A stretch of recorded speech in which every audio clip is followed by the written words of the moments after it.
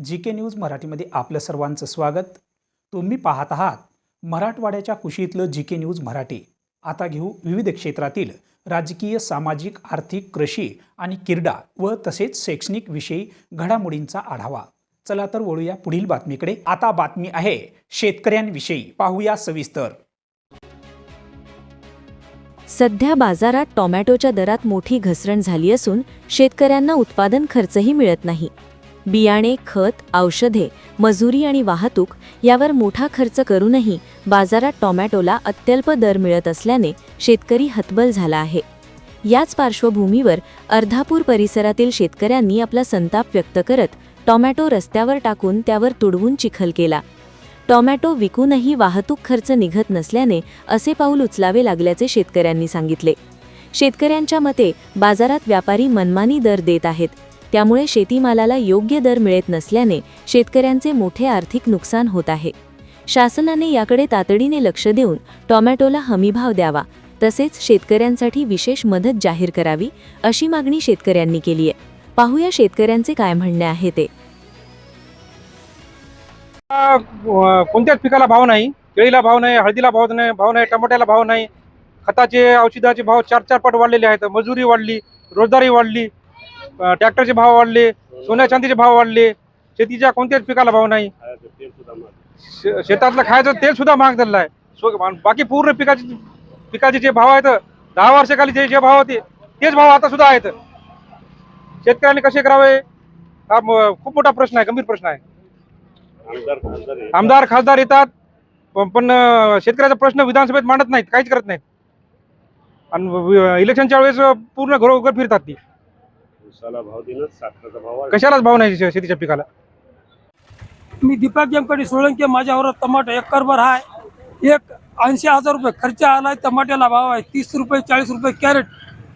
आणि टमाटर तोडायला लागले 30 रुपये कॅरेट, न्यायला लागले 30 रुपये। आणि कॅरेटला खर्च आहे तिथं 15 रुपये एका कॅरेटला। अशी म्हणून 80 ते 75 रुपये खर्च आहे एका कॅरेटला।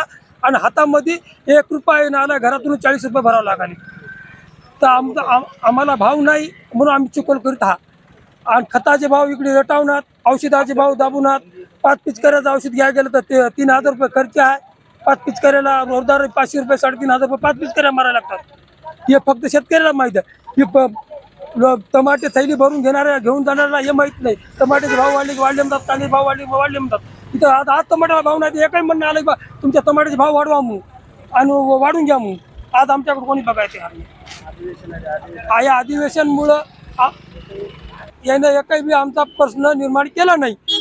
याचा कर्तव्य की बा शेतकऱ्यासाठी काहीतरी एखादी तरी मुद्दा एखाद्या आमदारानं उचलून घ्या पाहिजे। मतदान मागायला समजा आमदार खासदार येतात प्रत्येक जिल्ह्यात, प्रत्येक गावात, प्रत्येक खेड्यात।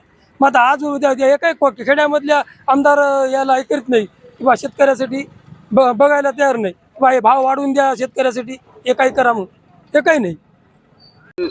दुलाजी देवजी सोनटके, राहणार आंबेगाव, तालुका अर्धापूर, गट नंबर 160 मध्ये 60 आर टमाटर लावलेला आहे।